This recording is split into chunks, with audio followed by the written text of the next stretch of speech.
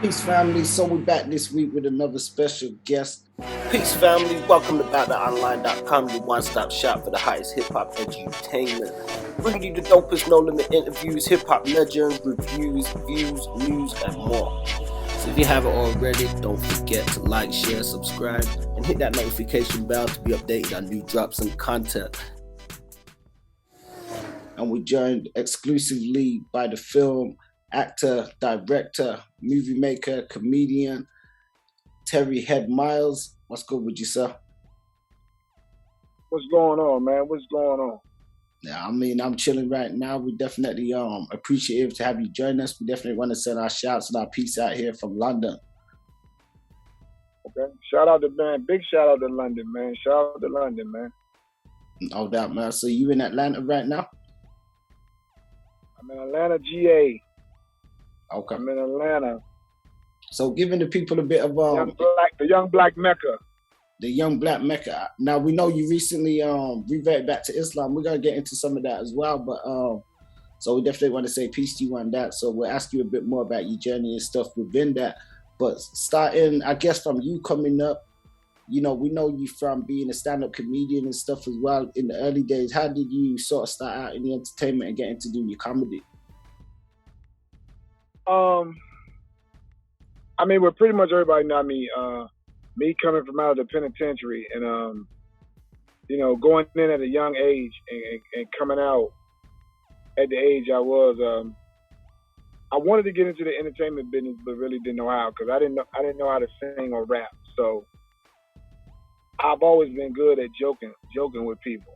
So I went to a club one night, and a couple of friends of mine dared me to get on stage and comedy battle Marlon Wayne. And Oh shit! yeah, I was actually drunk, but I actually, you know, because I started yelling from out the back of the club, and Marlon Wayans was like, if you want to make it count, come on this stage. Don't do it from back there. Okay. So when he said that to me that was like an open invitation. So I went up there and we went at it. Of course, I got out on him because I mean I'm in my own city and everybody knew me. So you know, it led to the club owner seeing it, and they was asking me, did I want to come back to host and this and that, and I started having my own night. And then after having my own night of hosting, it allowed me to become close and personal friends with a lot of comics. And that allowed me to cut out the middleman from like management or booking agency, because I would call comedians direct. And, you know, it got to the point where I started, you know, my set started turning from 5 minutes to 10 minutes to 15 minutes to 20 to 30 to 40. And so now a lot of comics was coming over to my night in DC and was inviting me to come to their city. And then it just took flight from there, from BET, Comic View, and everything else. Okay. That's pretty dope. And I mean, if people are suggesting you to go against Marlon, you know, you definitely must have had some jokes about you or some kind of reputation. You know, they gonna feed you out there. Okay. Yeah, they was like, man, get him. They was like, get him, man, get that dude, man. So I was like, man, ain't no problem. Cause see, I mean, you gotta look at it from my standpoint. For one, I'm in my city. Everybody knew me. Of course, before I entered this entertainment world, I was mostly into the life of crime. So I had a pretty good name in my city for what I was doing. So of course they're gonna laugh. They're gonna definitely laugh because, I mean, come on, man. I'm sitting in the back at a table of all killers. No. So I mean, at the end of the day, you know, they gonna ride with me anyway.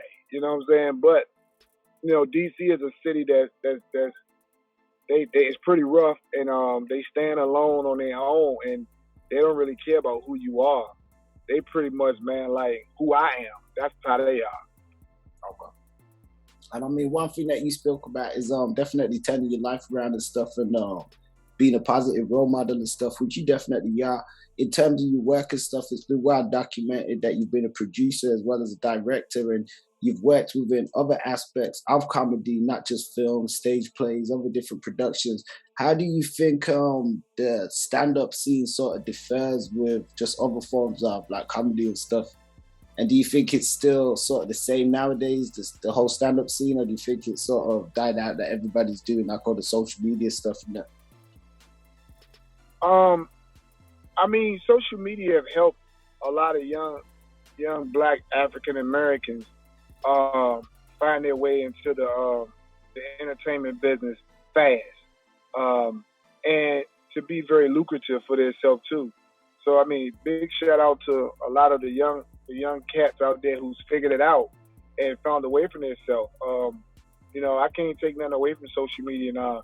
I mean, I just look at it as comedy is comedy. I mean, it's a gift to be able to make people laugh, especially when everything that we're going through of today.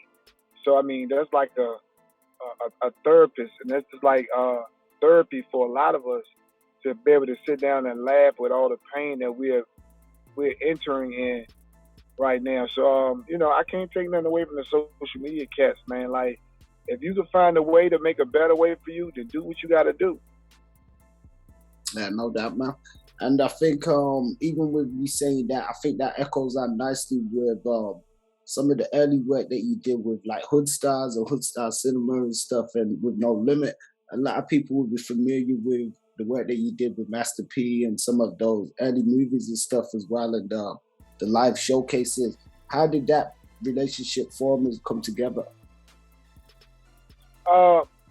That relationship with me and Master P came about from the great late urban legend comedian himself, AJ Johnson, where we all know as Ezel from Fridays. AJ was a real good personal friend of mine, real close, good brother, and we did a lot of things together, as far as in the comedy world on the road. And one day he just called up Master P and was like, and we all just sat on the phone, and P told me what he wanted to do, and if I could pull it off, he would be happy to work with me on a lot of things he had going on, and I actually did it. And that opened up a relationship between me and him to where we became very close to like brothers for years, and still to this day, almost like 20-some years, man. Yeah, no, that's dope. And you did the Uncle Willie now play. What was that, a character that you incepted and stuff? And do you think that it could have been? That was. Oh yeah, go ahead. That was a character. That was a character that P. He wanted a character-driven character like Tyler Perry had Medea, but he wanted it on a man aspect. Because he knew I wasn't putting on no dress. But I mean, at the end of the day, I just went in my head and I created that character, that Uncle Willie character, and then I actually sat back and I wrote the stage plays and stuff, and we sort of brought them to life. Still to this day, we have actually a Uncle Willie sitcom with like 8 or 9 episodes that we never released, and it's just with some good comedians from like G-Thing, comedian G-Thing, the female chick Leslie from Saturday Night Live, great actor Christian Keys, you know, and I mean, we just haven't released it yet. I don't know what P is going to do with it, but we have quite a few episodes of it. It's very hilarious. Okay. I think I may have saw some kind of media pictures or something at one point in time may have been posted around it, and there was definitely some media taken on the stage plays and stuff that was posted, which looked like it was good. I always felt that the character could have been, you know, maybe on a big movie and a screenplay or something at some point. Yeah, and it's crazy because I mean, me and Pete, we have so many movies that we actually put that character Uncle Willie in, where I actually played 2 different people, and we just never released the film, and they was good projects. Very good project. One called The Little Mailman with great legendary comedian Tony Cox, Zeus, Great Lake Zeus. Man, it's Scruncho. It's quite a few people that's another great comedy movie that once again that's in the can is just not released yet. Yeah. I mean, speaking of like great movies, did you catch y'all got the Hookup 2, part 2 version? You say, did I catch it? Yeah. Yeah, I'm actually in that as Uncle Willie. Okay. I'm actually in that as Uncle Willie. But not Uncle Willie. I actually plays AJ's father. Oh, but not Uncle.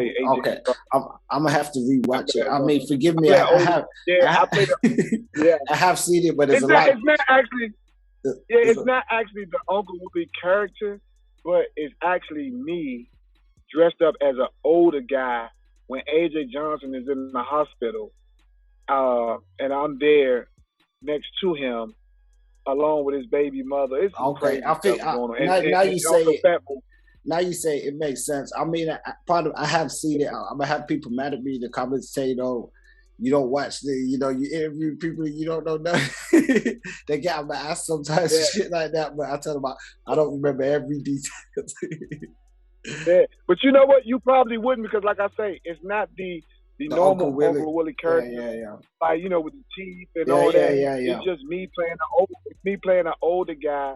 I'm actually in the burger spot where I tell the chick to go back there and fix me something else, and then like I say, at the hospital when AJ gets shot in the butt, me and Fat Boy SC is in that scene.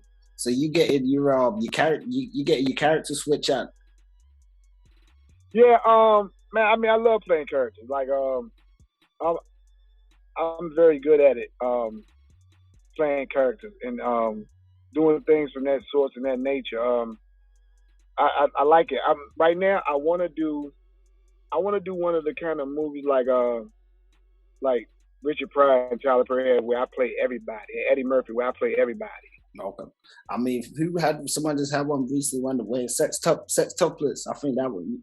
One of the Wayans brothers did one as well recently, a few years back. Yeah, the Wayans. Yeah. Exactly. I mean, yeah. It's dope. I could see you doing something like that. Yeah. I mean, it's.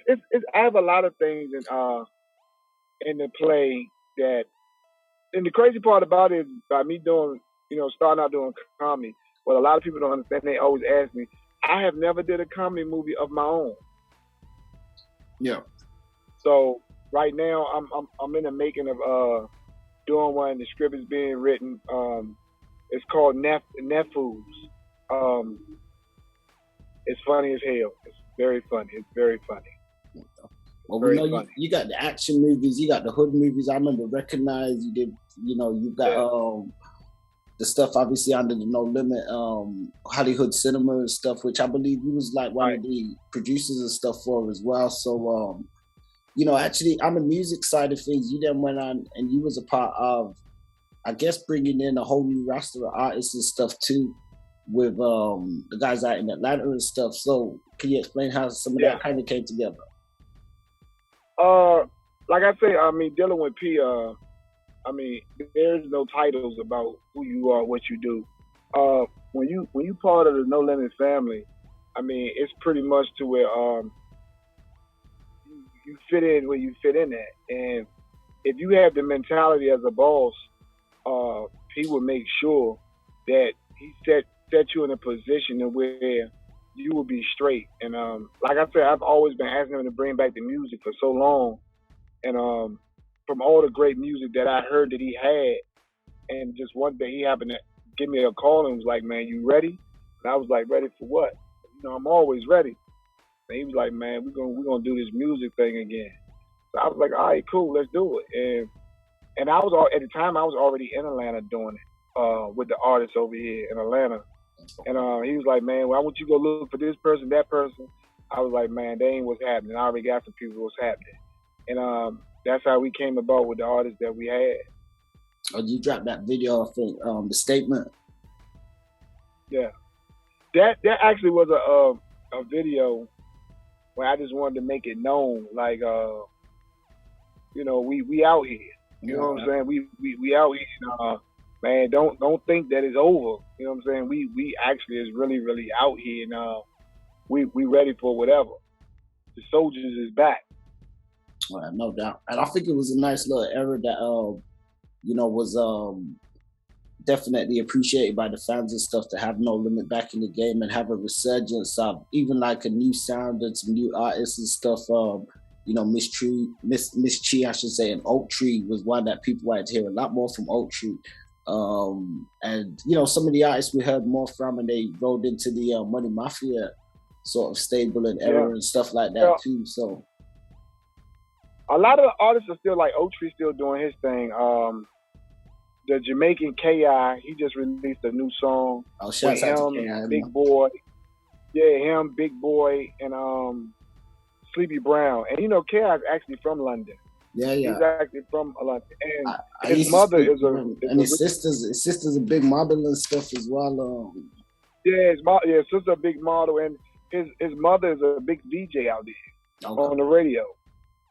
Yeah, and I mean his uncle is actually Boozy Bonton. Okay. Yeah. So yeah, K.I. is very talented, and he's actually still doing his thing too. I haven't really heard too much from Miss Chi, but Ace Highway, of course, he got locked up.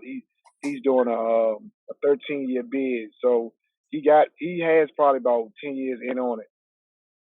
Okay. Yeah. So I mean, is there a particular reason that you I don't want to say stepped away from music? At one point, it was being reported that you was, obviously heading up things as like the A&R. We're hearing these new artists and stuff come in. At one point, there was a video that went viral online with you talking about some of the music industry and what it could be like with people in their deals and stuff like that. And just like, obviously No Limit being different. So, I mean, is there a reason why you kind of seemingly exited or kind of left the music business in a sense? I mean, as far as me, man, I mean, when it comes to that music, I mean, it's just that I'm the kind of guy, I don't play with people's dreams. I don't do that. If I could do something, I'm gonna do something. If I can, I'm gonna tell you. Or it may just not be on your time, but I'm gonna try my best to make it happen for you.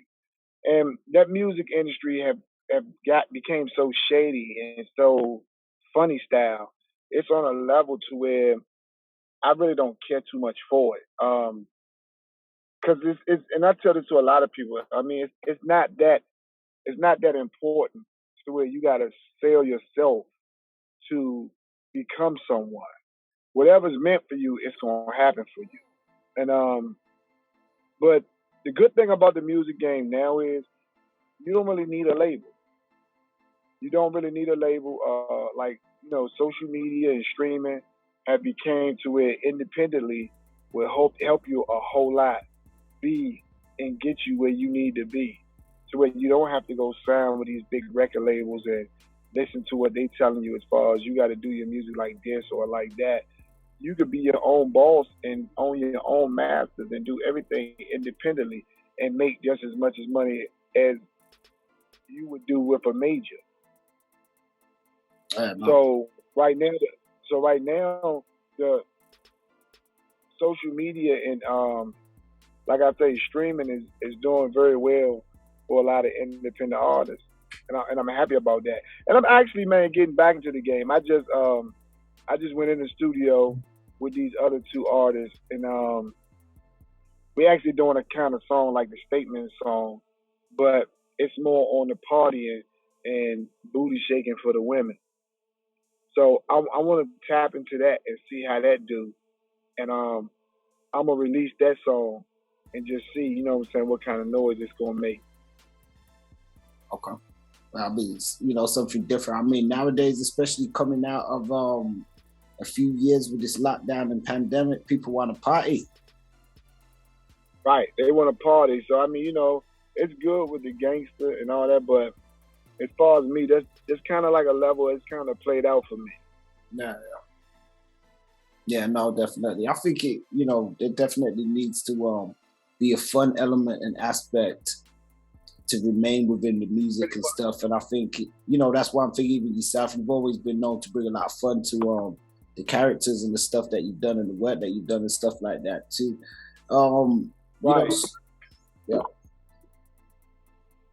Yeah, oh, sorry. I was just gonna say we've just got a couple of fan questions. Somebody's asked on the YouTube comments, what's one of the most funny experiences you've had on a movie set? What's one of the most funniest experiences I've had? Yeah. I don't know if they mean on a No Limit set or just any movie set, because we know you've done loads, but Man, let me tell you something. Man, it's so crazy. I've had so much fun on let me tell you something. It's more fun making a movie than what you see on the movie. And it's just so many of them, from pranks to jokes to, man, I can't even, to be honest with you, I can't even remember which one may be the funniest. Because, like, I've pranked P so many times, and, man, it's just crazy, man. I can't even remember. It's just so many. I remember one. I ain't gonna never forget this one. I remember one. We were shooting the movie Little Mailman, and the scene was I was like I said, I played two different people, and one scene is I was this freak dude named Mr. Washington who have all the swinger parties at his house. So Pete and Tony Cox was the mailman. They was the mailman, and they was going through this neighborhood that so much stuff goes on in that neighborhood.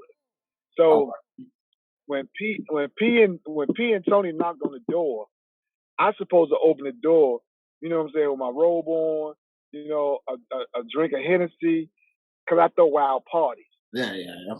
But when P actually knocked on the door and I opened it, man, I had on a thong.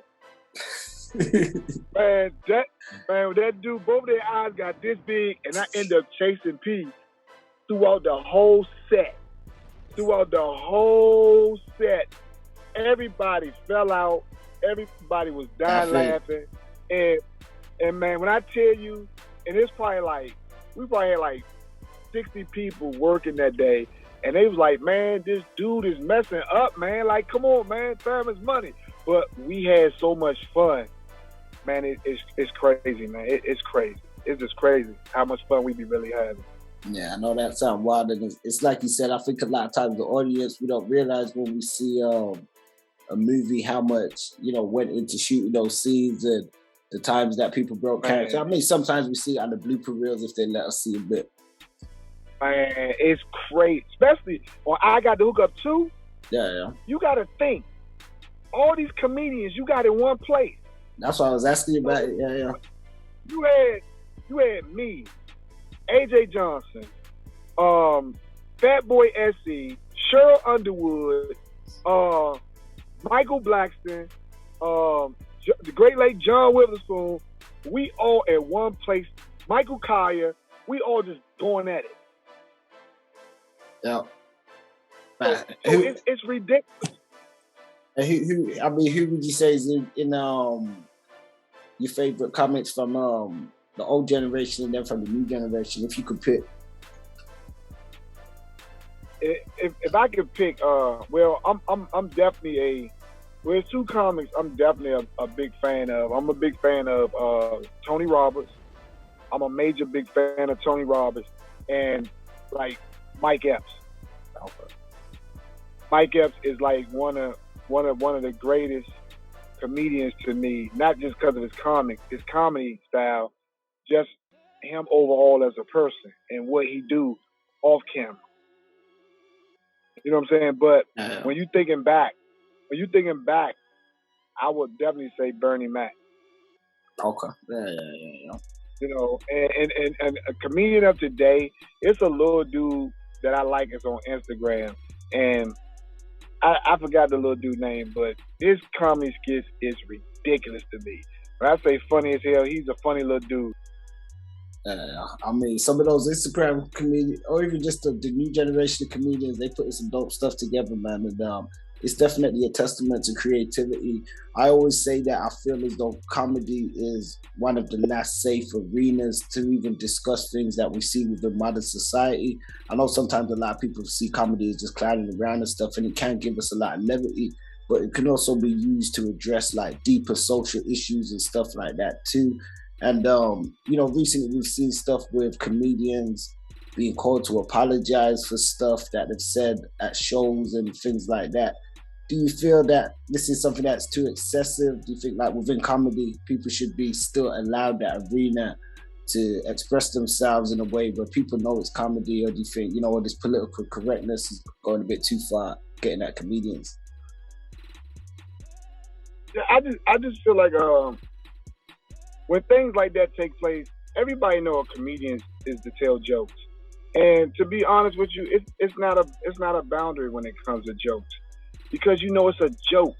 So I just feel like people use certain things for themselves to be heard. So when a comic says something, and then you got this person over here saying, "Man, well, I don't approve of that." I mean, come on, dude. I mean, just don't listen to it. If it's not strictly about your name, then what is it that you don't approve of? That ain't got nothing to do with you. It was a joke. You see what I'm saying? Nah. But a lot of people do anything of today just to get attention. Yeah. And do you believe, just in terms of yourself, actually, do you think it should work both ways? Because some would say, like, with like some black comedians, they make jokes about, sometimes about other races and stuff, and then if others do it within comedy, it's scrutinized when people do the same thing within comedy. Do you think it should just be one rule for everybody? I feel like the only time that a joke is not really that calls for is when, say for instance, like the young guy out there in Memphis who got killed because he said a joke about young dog. And I think that's when you kind of going too far, because when it's death involved in something, and you got to think, man, the families are still mourning from that situation, so it's not time for you to crack a joke about that. Like, we lost a young great black king. You know what I'm saying? That was for the street in Memphis, and I had a lot of respect for Dolph and his movement, what he was doing. It's like I had a lot of respect for Nipsey for what he was doing, but I think when it comes to death, it's a joke shouldn't be expressed about a person who just lost their life. And no, definitely, we can respect that. And switching things forward before we wind out and stuff, we want to ask just for you to give us an update on. Give me a second. I just had a pop-up come up. Okay, shut that down. If you could give us an update on your new projects and stuff that you're working on at the minute.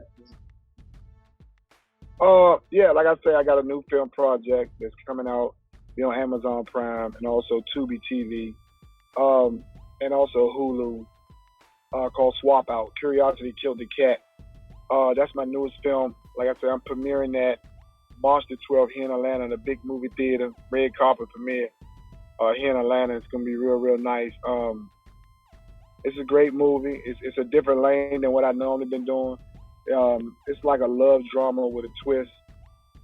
It's very good, and I got another film right after that I'm acting in from a young lady's book called Behind the Veil, where I play this character called David, about a pastor, and he's a real foul pastor sleeping with all the women in his congregation, but his wife ends up coming to my club, and me and her become very acquainted with each other. That's one film, and then the next film after that is a film called Hope, H-O-P-E, A House of Pure Evil. So I mean, I'm just working and putting things in perspective again. Okay, that sounds dope. Now we know you're doing a lot of these under your own film production company and stuff. Could we see potentially a future return on doing something with, like, maybe not under the name Hoodstar, but I know with P and the camp and stuff like that? Do you have anything upcoming? Maybe any movies the fans could look at to see you in as well with the No Limit family? I mean, P the kind of dude. I mean, P's the kind of guy. Whatever P is trying to do that day, he'll call you and tell you he's trying to do. It's never like a set situation that's going on that he may have planned. Of course, he still has his movie that's into play, the King of the South, Ice Cream Man. So, just still waiting on a call to be for that. Yeah, no, that's definitely one that we're looking forward to and stuff. I think they said it might be turning into a series and stuff as well, also, Right. which would be dope. So, before we wind out and stuff, we usually ask people to impart like a message for young people and stuff. Now we know you're somebody that's definitely hardworking, has had a long experience with the industry. Not only that, you've always advocated, a positivity and a strong calling towards God and stuff. Also a man of faith. So for like young listeners and stuff, we're going through a lot of troublesome times we see in the world, not just in the industry, just in general. What message would you leave to like the young people and stuff? Pretty much. Just remember, for anybody that's listening that's going through something, and you feel like there is no hope or whatever, and things is not going your way, just remember, it's always somebody doing better worse than you. It's always someone's doing worse than you, and it's never over. And you just got to remember that. I always tell a lot of people, they always be like, man, what's the secret that I keep for myself? And I keep for myself is that don't use people, use money. Don't love money, love people. As long as you keep those keys right there in your head, man, and life steps should be a lot more better for you, as long as you keep that in your head. And just remember, man, you here for a reason. And I always tell the youth, out of a million sperm cells, you made it. So you here for a reason. So just find out what your purpose is. And once you find out what your purpose is, because we all have one, tap into it, stick with it, and put all your full energy into it, and you will find that your life will blossom on another level that you couldn't imagine what happened. There you go. That's some solid and sound advice right there. We definitely appreciate that, and appreciate the time that you've given to us and for the listeners. Where can everybody find you online, social media, website, any information like that you want to plug? Yeah, definitely. You can on Instagram, you can find me on T-Millions69. You can definitely find me there. Facebook, Cherry Head Miles. You can definitely find me on that. If you got a question or if you may need some help with something, if I can help you, I'll help you and I'll assist you. If I can't, I'll tell you. Okay. And do you do anything like that for artists, like consultancies or anything like that? Definitely. Any artist that need help on a certain situation, just reach out to me and I help. And just remember, of course, it depends on what it is that you may need help with. Sometimes things come with a fee. It's because it's resources that I got to use in order to help you. So just remember that. But if it's something I can help you with, and it ain't always about the money with me. No doubt, man. So once again, so we definitely want to salute you for your continued work within the arts, and we hope to see some footage from the premiere and stuff, and maybe we can get some put up on the website and stuff like that too. If you keep us in the loop with the new productions and stuff, we're always going to keep them promoted and update the fans on like the new developments and stuff like that too. Definitely, I definitely will. Okay. All right. Much love, man. So, family, I appreciate you guys checking us out. If you're on YouTube, don't forget to like, subscribe, hit that notification bell, and you will be updated on new drops and content. Salute. Big shout out to London. Salute to you, my brother. Keep your head up. Yes, sir. Good looking out, man. All right. Thank you, man. Peace, family. Don't forget to like, share, and subscribe, and check us out on aboutthatonline.com. Don't forget to check us out on Facebook for exclusive playlists and social media for all different types of segments and content.